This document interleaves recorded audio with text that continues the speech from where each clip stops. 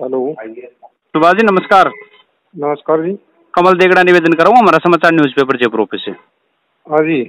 Sir मैं ये जानना चाह रहा था आपसे कि एक हादसा हुआ है अपने पिंक सिटी क्रेशर में कालवाड़ में, उसकी आपको सूचना है क्या सर? नहीं अभी तो नहीं सूचना, क्या हो गया? उसमें एक पोकलैंड मशीन पूरी कंप्लीट जमींदोज हो गई, कहने वाला पत्थरों से गिर के दब गई वो। अच्छा अच्छा। तो सर एक तो ना तो वहाँ कोई सुरक्षा उपकरण थे, और दूसरी चीज इनके पास कितनी गहराई की परमिशन है सर, मैं ये जानना चाह रहा था वर्जन के लिए। गहराई की तो वैसे कोई लिमिट नहीं होती है इसकी। अच्छा कोई लिमिट नहीं है? हाँ लेकिन वो इनसे निकाला ही नहीं जाता फिर इतने एक लिमिट के बाद। अच्छा। तो सर इन पर क्या आप जैसे क्या कार्रवाई करेंगे आप लोग? जैसे इन पे ना तो कोई सुरक्षा उपकरण थे इनके पास, अवैध काम हो रहा है। एक बार जांच करवा लेते क्या कमी है, आप मान लो आपने बताई है तो इसको जांच करवा लें कल। है ठीक है sir. Okay sir, thank you. नमस्कार, मैं कमल देगड़ा अभी फिलहाल मौजूद हूँ मैं कालवाड़ की पहाड़ियों में, जहाँ आप देखेंगे कि एक भूस्खलन की वजह से, या यूं कहूँ कि लापरवाही के चलते एक बड़ा हादसा हो गया। और एक पोकलैंड मशीन जो आप मेरे पीछे देख रहे हैं, वो पोकलैंड मशीन इस पहाड़ी के नीचे दब गई। लेकिन गनीमत यह रही कि उसमें ना कोई ड्राइवर था और ना कोई व्यक्ति मौके पर मौजूद था, इस वजह से जनहानि नहीं हुई।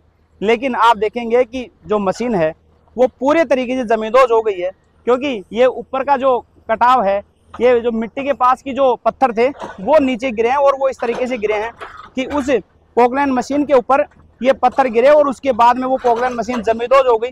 अब कोशिश ये की जा रही है कि उस मशीन को निकाला जा रहा है दूसरी मशीन लगाकर। और इस पहाड़ी में आप देखेंगे, हालांकि जब मैंने मालिकों से बात की तो उनका कहना था कि यहाँ कोई मौजूद नहीं था उस समय।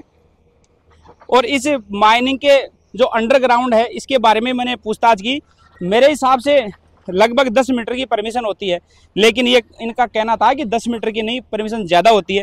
खैर जो भी हो, वो इनका खुद का लुकआउट है। लेकिन जिस तरीके से आज पूरे राजस्थान में कहीं ना कहीं मुख्यमंत्री जी चिंतित है, सुप्रीम कोर्ट इस बात से चिंतित है कि माइनिंग के लगातार इस दुष्परिणाम से, दुष्प्रभाव से लगातार भूस्खलन हो रहे हैं, लगातार प्राकृतिक आपदाएं आ रही है, लेकिन उसके बाद भी कहीं ना कहीं जो सरकार है उस सरकार का संज्ञान नहीं लेना, ये एक कहीं ना कहीं एक बड़ी जो सरकार की जिम्मेदारी थी। या यूं कहूं कि जो सरकार के जो प्रशासन के जो नुमाइंदे हैं उनकी मिलीभगत कह लो, या कई ऐसी जगह अवैध खनन होते हैं, अवैध माइनिंग होती है, जहां पर लगातार सरकार दावे करती है, खनिज विभाग दावे करता है कि हम उसको रोक देंगे, उसको रोक दिया गया है, लेकिन ऐसा कुछ नहीं होता है। लेकिन अभी फिलहाल जो ये कालवाड़ है, इस कालवाड़ का ये मामला है, या भी कई ऐसी अवैध माइनिंगें हैं जो अवैध माइनिंगें चल रही है सरकार की नाक के नीचे इस कालवाड़ क्षेत्र में, या यूं कहूं कि पूरे राजस्थान में इस तरीके से अवैध माइनिंग की जा रही है, जहां कई तरीके से कई लोग इसमें बिना सुरक्षा उपकरणों के अपनी जान गंवा देते हैं।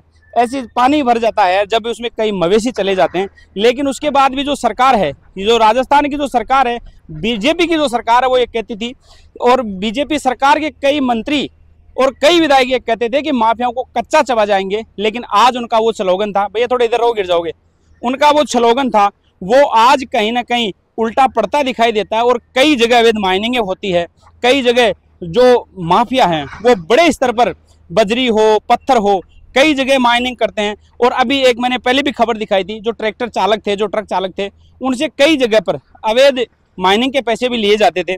60 रुपये एक ट्रॉली की रेट बताई जा रही थी। लेकिन अभी कई जगह दादर की डूंगरियों, कई जगह मैंने खबर की, वहाँ से अवैध उन किसानों से, जो ट्रैक्टर चालकों से अवैध पैसे लिए जाते थे। लेकिन उसके बाद भी जो सरकार है उसके जू नहीं रेंगती, सरकार की ओर से कोई संतुष्ट जवाब नहीं आता।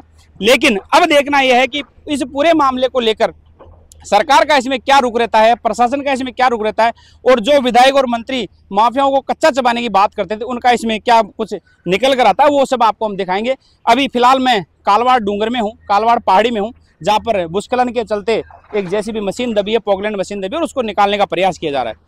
हमारे पास सूचना ये थी कि इस जो जेसीबी पोकलैंड मशीन है, इसका ड्राइवर भी इसमें दब गया और उसकी डेथ हो गई। लेकिन यहाँ हमने जब आकर जांच पड़ताल की, जब हम ग्राउंड पर पहुंचे, तो ये वो ड्राइवर है जो इस मशीन को चलाता था। और गनीमत ये रही कि इस मशीन को ये व्यक्ति खड़ी करके, ये जो मशीन चालू थी इसको छोड़कर खाना खाने निकल गया। ये गनीमत रही, ये भगवान की एक इनके ऊपर आशीर्वाद रहा कि ये हमारे सामने सैकुशल है। भैया आप चला रहे थे इस मशीन को? जी। कैसे हुआ ये हादसा? मैं रोटी खाने चल गया था जी। उसके बाद आया, देख रहा हूँ तो मशीन दब गई है। अच्छा, मालिकों को बाद में पता चला? बाद में। तो और कौन कौन लोग थे यहाँ? इधर कोई नहीं था, सब रोटी खाने चल जाते हैं, 12 बजे लंच हो जाता है इधर। अच्छा, लंच में चले गए थे। हाँ। क्या नाम है आपका? रवि यादव। कब से चला रहे हैं आप ये मशीन? 10 साल हो गए इसी माइनिंग में? हाँ। तो आप देखिए कितनी अच्छी बात है कि खाना खाने के चक्कर में ये व्यक्ति आज हमारे साथ में जीवित है, जिंदा है। लेकिन सरकार से ये निवेदन है कि आप ऐसे मामलों में संज्ञान लें और जहां अवैध माइनिंग होती है या जहां सुरक्षा उपकरण काम में नहीं लिए जाते, उन पर आप कार्रवाई करें और ये सुनिश्चित करें कि वास्तविकता में जो गलत काम राजस्थान में हो रहे हैं उनको रोका जाए। सहयोगी नंदलाल शर्मा के साथ कमल देगड़ा, जयपुर।